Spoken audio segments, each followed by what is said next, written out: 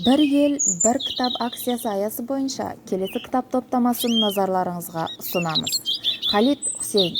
Роман соңғы жарты ғасырда әлем назарын өзіне жиі аударған ауған елінің ашық та тұңғиық өмір шындығын, тыныс тіршілігін боямасыз бейнелейді.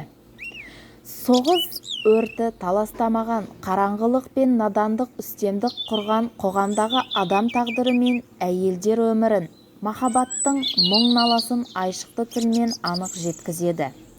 Жарқыраған мүмкін әлемнің көптеген тілдеріне аударылып, оқырманның ыстық ықыласына бөленген.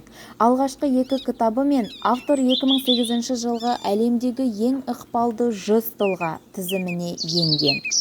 Харри Поттер мен жасырын бөлме. Харри Поттер сериясының екінші кітабы. Екінші кітапта оқырманға жақсы таныс кейіпкерлер Харри, Рон және Хармиона Хогвартс сиқыр мектебіндегі әлдебір тылсым мұрагердің оқушыларға жасаған шабуылын зерттейді.